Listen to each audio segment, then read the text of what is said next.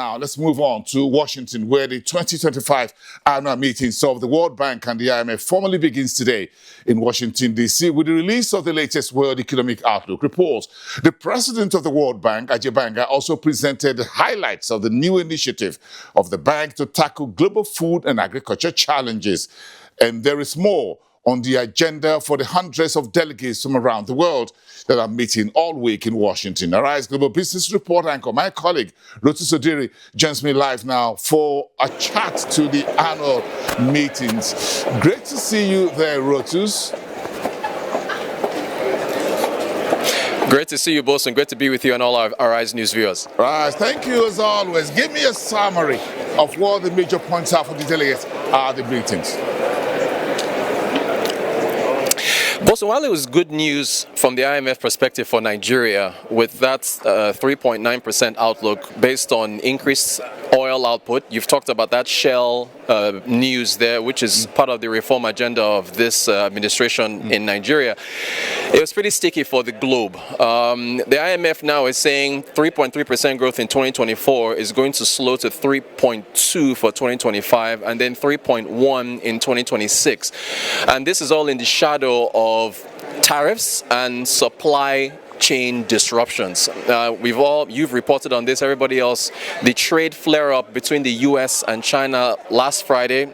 US markets lost about $2 trillion in market cap. So that, of course, is translating to the rest of the world. If you are in a country where you are receiving diaspora remittances from the United States and you hear about the labor market slowing down, that means your aunts, uncles, cousins can't be sending you as much money as you expected since they're not likely to be in employment. So there's the tariff overhang for delegates here. So everyone here is looking at interest rates, how to get a soft landing with monetary policy.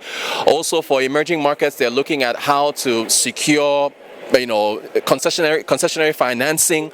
And then you mentioned AJ Banga, president of the World Bank, and how the World Bank is trying to, redirect its initiatives. There've been a lot. He had a sit down with CSOs, civil society organizations. They've been there was another one today. A lot of them are pushing for reform and support. You're seeing Gen Z protests. I think the leader of Madagascar just left the country, Nepal, Kenya. So, Bosun, there's a lot on the table here. There's a lot on the table. Give me your take on the annual meetings, key issues, global leaders. Do you think some tangible solutions can be harvested at this meeting? You were there last year, the year before as well, my friend. Yeah, Bosun, for the IMF meetings, they are more of an institutional checkpoints. It's about signaling. It's about messaging. You don't really see fleshed out policy here. Unlike something like the Intra-Africa Trade Fair that you covered excellently, that's more tailored to deals within the continent, right? But you can get some momentum out of the IMF meetings. You can get some collaboration here.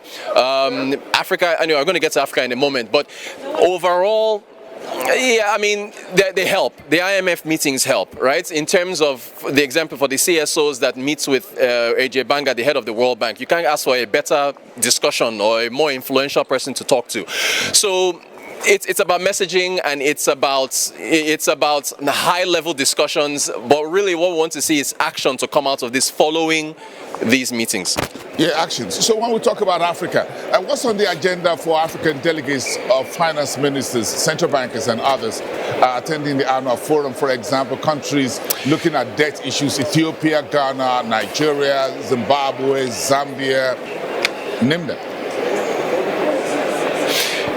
Yeah, the Africa's plates, there's a lot on Africa's plates. IMF concluded a staff level meeting for Ghana just last week. That's, I think between May of 2023 and now, if Ghana gets another disbursement of $385 million, it'll be $2.8 billion that would have been disbursed to Ghana since that time. So those discussions will continue this week.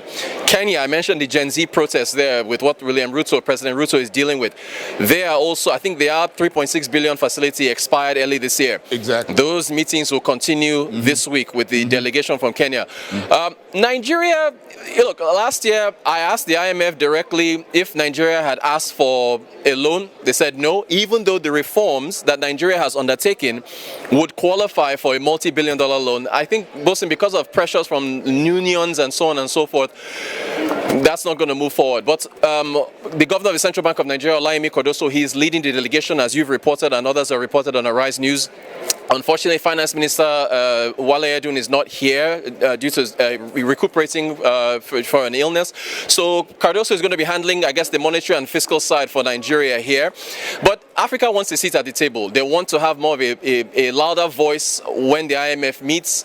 There's been talk about ratings agencies for Africa in order to be able to get more, unlocking more financing. So there's a lot on the personal interest and also for the wider continent, a lot for the African delegations here.